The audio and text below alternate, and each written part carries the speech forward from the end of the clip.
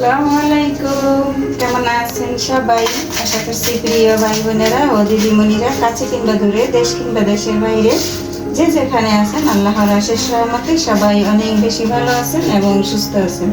আমিও আলহামদুলিল্লাহ। এই তো আজকে আবার নতুন দিনে নতুন একটা ভিডিও নিয়ে হাজির হয়ে গেলাম আপনাদের মাঝে। আশা রাখতেছি আমার আজকের ভিডিওটিও আপনাদের কাছে ভালো লাগবে ইনশাল্লাহ। তো আজকের ভিডিওটি শুরু করেছি সন্ধ্যার পর থেকে। তো এই তো মেয়ে একটু নবাবী সেমাই খেতে চেয়েছে, তো সেটারই একটু আয়োজন করলাম আর কি, সিম্পল করে।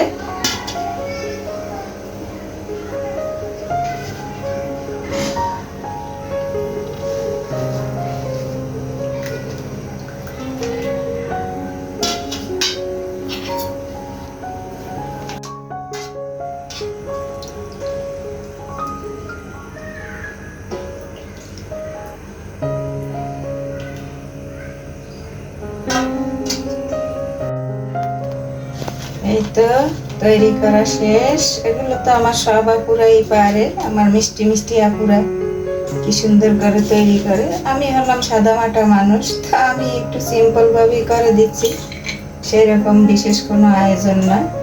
মেয়ে খেতে চেয়েছে তাই বলে। তো আমি সাধারণত একটু কাঠবাদাম আর কিশমিশ ব্যবহার করেছি, এখানে কিন্তু আরো নানান ধরনের বাদাম ব্যবহার করা যায়। সেমাইটা তো রেডি করে রেখেছি, আর এই যে এখন দেখুন কি করতেছি। আপনারা আচার তো অনেক খেয়েছেন, গাজর আর শশার আচার কখনো কি খেয়েছেন? যদি না খেয়ে থাকেন আমার মতো একবার হলেও বানিয়ে খেয়ে দেখবেন। মাশাআল্লাহ, অনেক টেস্ট, অনেক মজা। আমি একটা গাজর রেখে দিয়েছি, যদি না ভিনেগারে হয় তাহলে তো সর্বনাশ হয়ে যাবে। সেজন্য একটা গাজর নিয়েছি আর দুটো শশা নিয়েছি আর 5-6টা কাঁচামরিচ নিয়েছি। তো এগুলো এখন সুন্দর করে ধুয়ে শুকনা কাপড় দিয়ে ভালো করে মুছে নিতে হবে। কোথাও কোনো অংশে একটুকু পানি থাকতে পারবে না, পানি থাকলে কিন্তু আর আচারটা ভালো হবে না। গাজরটা ছিলে নিচ্ছি। এই যে গাজরের খোসাটা তো একটু মোটা, সেই জন্য শশা ছিলতে হবে না, শশাটা ছোলা ছাড়াই থাকবে, ছোলা সহ থাকবে, সরি। আর গাজরটা ছোলাটা একটু ফেলে নিই। এই তো ধুয়ে আমি সবগুলো শুকনা কাপড়ের সাহায্যে ভালো করে মুছে নেব।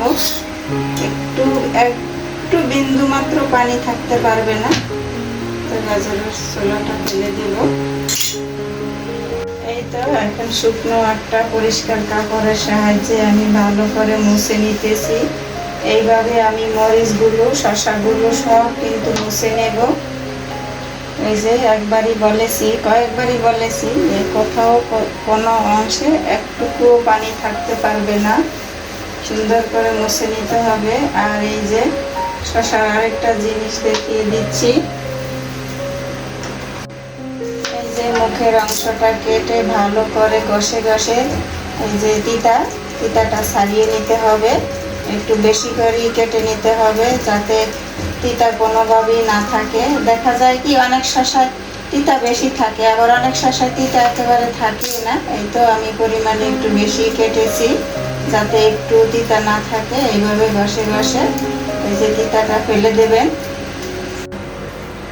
সবগুলো সুন্দর করে পরিষ্কার করে মুছে নিয়েছি, একেবারে শুকিয়ে গেছে দেখুন। আর এই যে শশার আগা মাথা কেটে নিয়েছি। এখন এই তো শশাটা আমি 2 ভাগে কেটে দেখাবো, কেটে নেব আর কি। একটা একটু গোল করে কাটবো আর একটা লম্বাটে করে কাটবো। তো আমার আপুরা, ভাইয়েরা, দিদিমণিরা, জানি না এই পর্যন্ত আমার সাথে কে কে আছেন, ভিডিও দেখছেন কিন্তু একটা লাইক দিতে ভুলে গেছেন। তো প্লিজ সবাই একটা লাইক দিয়ে পুরো ভিডিওটি দেখে নেবেন।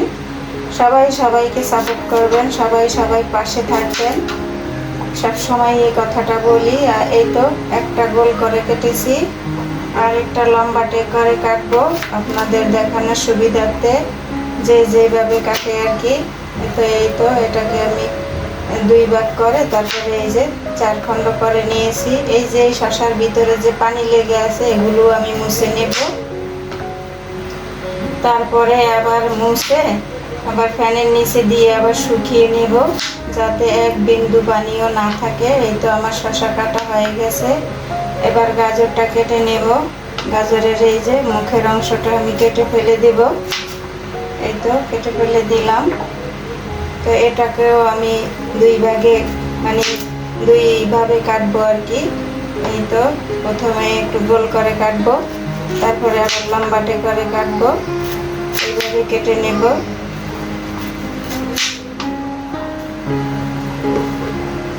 এই তো দেখুন সুন্দর করে কেটে নিয়েছি। এই তো দুইভাবেই কেটে দেখিয়ে দিলাম। তো এখন এই তো আবারও সুন্দর করে এই যে শুকনো কাপড় দিয়ে ভালো করে মুছে নিতেছি। আর এগুলো সুন্দর করে মুছে আমি কিন্তু ফ্যানের নিচে রাখবো 10-15 মিনিটের মতো, যাতে একেবারে কোনো পানি না থাকে গায়ে। এই তো সবগুলো আমি এভাবে ভালো করে মুছে নেব, শসা এবং গাজর।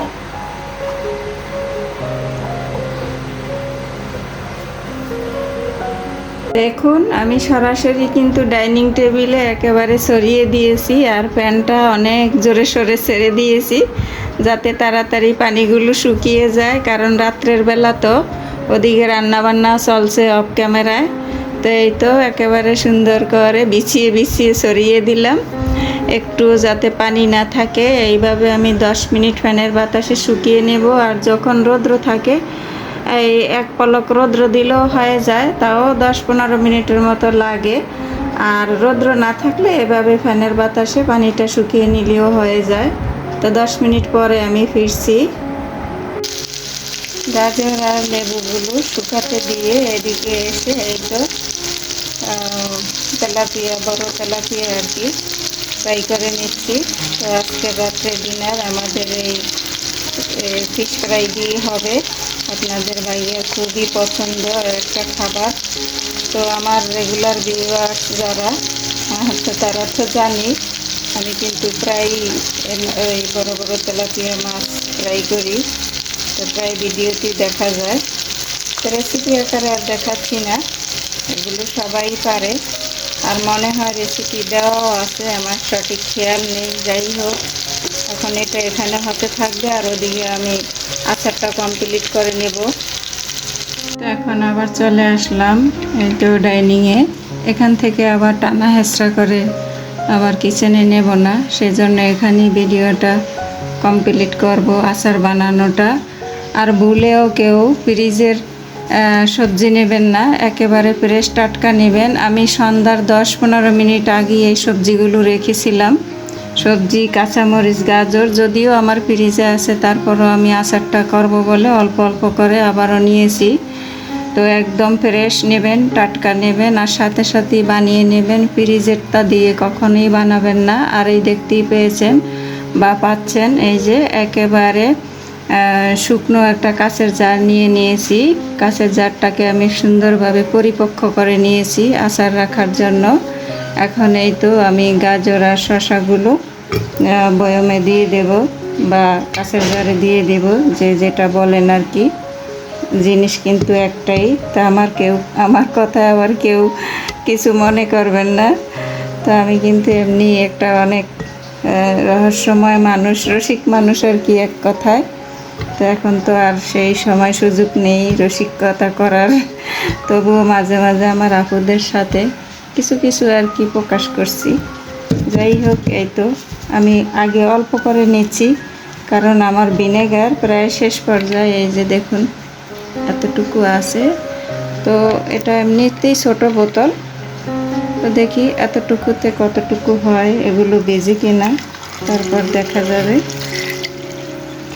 এই যে মানে মানে যা পাচ্ছি তাই হয়েছে। এই যে দেখুন, এগুলো কিন্তু পুরোপুরি বেজে নেয়, একেবারে উপরে উঠিয়ে দিতে হতো। দেখতেই পাচ্ছেন আমার কিন্তু অনেকগুলো শসা আর গাজর রয়ে গেছে। আমার মেয়ে গাজর নিয়ে গেছে কয়েকটা খাওয়ার জন্য, বলছি খাও, সমস্যা নেই। আর এখন আমি এই যে লবণ দিয়ে দেব। সুগার পটে আমি দেখুন লবণ রেখেছি, কেন জানেন? আপনাদের ভাইয়া প্রচুর লবণ খায়, তার লবণদানিতে পোষায় না, সেই জন্য বড় একটা সুগার পট তাকে লবণ দিয়েছি যে খাও, ইচ্ছা মতো খাও তুমি টেবিলে রেখে রেখে।